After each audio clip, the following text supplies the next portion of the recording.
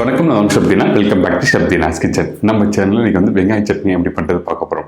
இந்த வெங்காய சட்னி பார்த்தீங்கன்னா நீங்கள் ரெகுலராக பண்ணுற சட்னி மாதிரி இல்லை.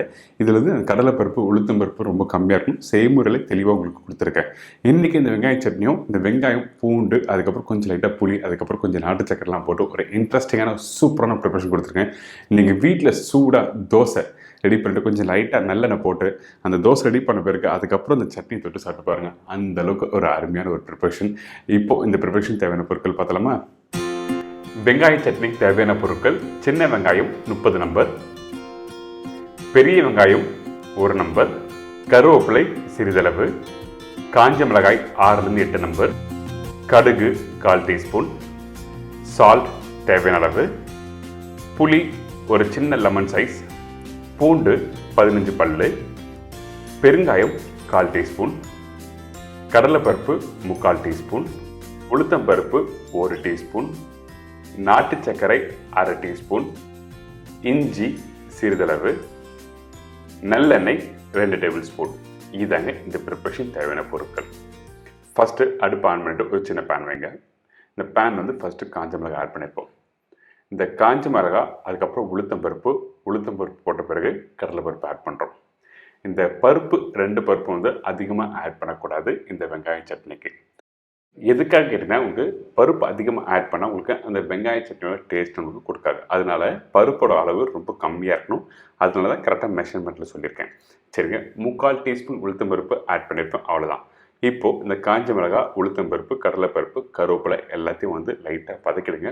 லோ ஃப்ளேமில் கொஞ்சம் லைட்டாக கோல்டன் ப்ரௌன் கலர் வர வரைக்கும் நல்லா வதக்கிட்டு அதுக்கு பிறகு ஒரு சின்ன தட்டில் மாற்றி வச்சுருக்கேன். இப்போது இன்னொரு பேனில் வந்து நம்மக்கிட்ட இருக்க இந்த வெங்காயம், பூண்டு லைட்டாக வதக்கிட்டு அதுக்கப்புறம் அரைக்க போகிறோம். ஃபஸ்ட்டு கொஞ்சம் நல்லெண்ணெய் ஆட் பண்ணியிருக்கோம். அந்த நல்லெண்ணெய் கொஞ்சம் லைட்டாக சூடாகிற டைமில் நம்மக்கிட்ட இருக்க இந்த சின்ன வெங்காயம் ஆட் பண்ணுங்கள். நல்லெண்ணெய் புகை வர அளவுக்கு நீங்கள் சூடு பண்ணக்கூடாது, ரொம்ப ரொம்ப இம்பார்ட்டன்ட்.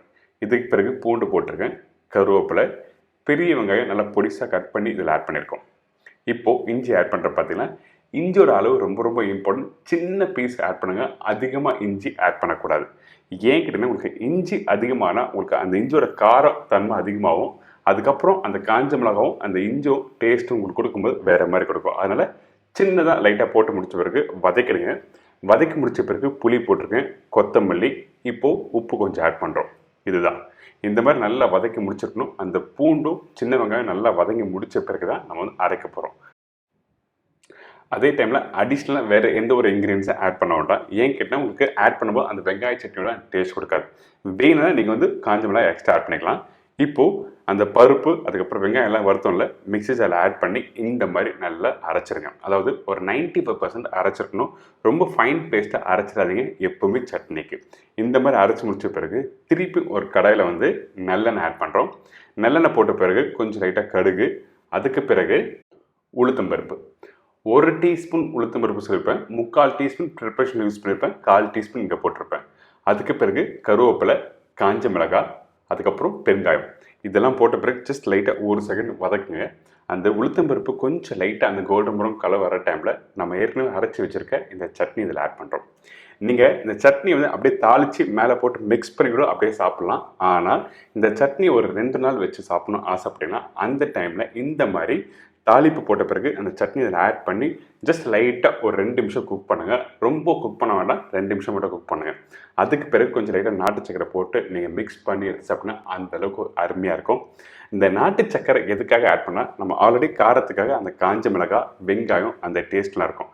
அதில் கொஞ்சோண்டு நாட்டு சக்கரை போட்டால் உங்களுக்கு அந்த டேஸ்ட் வேறு மாதிரி எடுத்து கொடுக்கும். ஒரு அருமையான ஸ்டைலில் இந்த வெங்காய சட்னி ரெடியாக இருக்குது.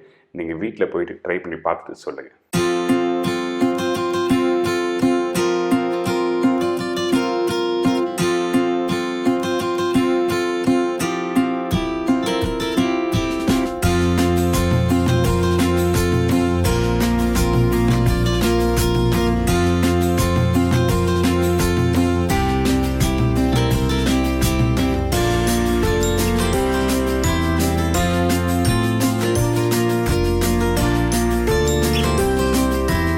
என்னங்க இந்த வெங்காய சட்னி எப்படி பண்ணுறது எல்லாருக்கும் ஈஸியாக செஞ்சிருக்கும். தெளிவாக உங்களுக்கு செய்முறையில் கொடுத்துருக்கேன், நீங்களும் பார்த்துருக்கீங்க.